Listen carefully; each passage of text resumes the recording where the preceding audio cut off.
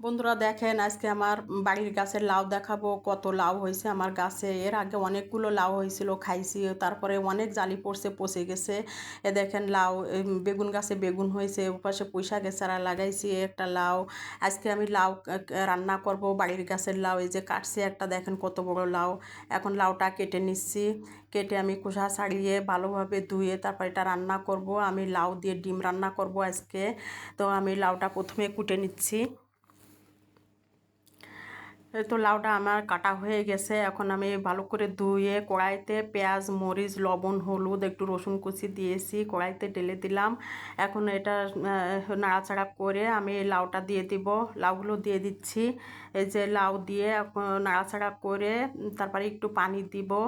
পানি দিয়ে নাড়াচাড়া করে আবার আমি ঢাকনা দিয়ে দিব।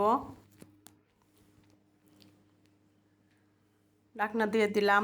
এরপর আমার লাউটা রান্না করা হয়ে গেছে। আমি বাগার দিয়ে দেবো। তো আমি তেলের সাথে একটু জিরা দিয়েছি। এখন আমি রসুন, পেঁয়াজ কুচি আর তেজপাতা দিয়ে দিব। দিয়ে আমি ভালো করে নাড়াচাড়া করে একটা ডিম ভেঙে দিয়ে দিব।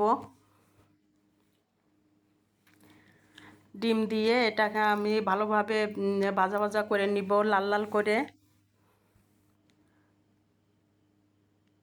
তা আমি লাউটা এখন ঢেলে দিচ্ছি। তো বন্ধুরা আমার লাউ রান্না হয়ে গেছে। দেখুন তো বন্ধুরা আমার লাউ রান্নাটা কেমন হয়েছে। বাড়ির গাছের লাউ খেতে অসাধারণ লাগবে, মিষ্টি মিষ্টি লাগবে। কোনো সার ছাড়াই বাড়িতে তরিতরকারিও লাগানো।